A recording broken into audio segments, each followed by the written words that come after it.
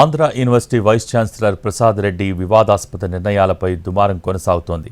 VC వివాదాస్పద నిర్ణయాలను క్షేత్రస్థాయిలో పరిశీలించేందుకు ఇవాళ విశాఖలో ఆంధ్ర యూనివర్సిటీకి వెళ్లనున్నారు ఎంపీ సీఎం రమేష్. ఎమ్మెల్యేలు వంశీ, వెలగపూడి రామకృష్ణబాబు వర్సిటీ ఉద్యోగులు, విద్యార్థి సంఘాల నేతలతో సమావేశం కానున్నారు. ఆంధ్ర వర్సిటీ వీసీ ప్రసాద్ రెడ్డిపై ప్రభుత్వానికి పలు ఫిర్యాదులందాయి.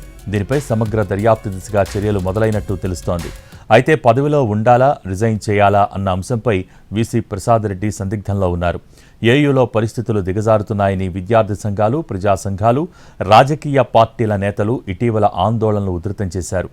వీసీ పదవికి ప్రసాద్ రెడ్డి తక్షణం రాజీనామా చేయాలని డిమాండ్ చేస్తున్నారు. లేకపోతే వీసీని తక్షణం విధుల నుంచి తప్పించాలని నినాదాలు చేశారు.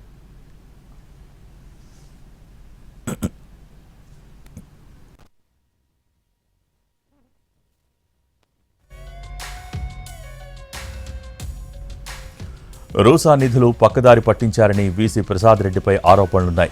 రాజకీయాలకు అతీతంగా ఉండాల్సిన వర్సిటీని స్వయంగా వైస్ ఛాన్సలరే విశ్వవిద్యాలయ స్థాయిని దిగజార్చారు అనేది మరో విమర్శ.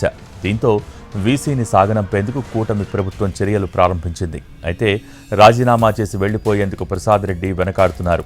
ఈ క్రమంలో ఇవాళ వర్సిటీ ఉద్యోగులు, విద్యార్థి సంఘాల నేతలతో ఎంపీ సీఎం రమేష్, ఎమ్మెల్యేలు వంశీ, రామకృష్ణబాబు సమావేశం కానుండటం ప్రాధాన్యం సంతరించుకుంది.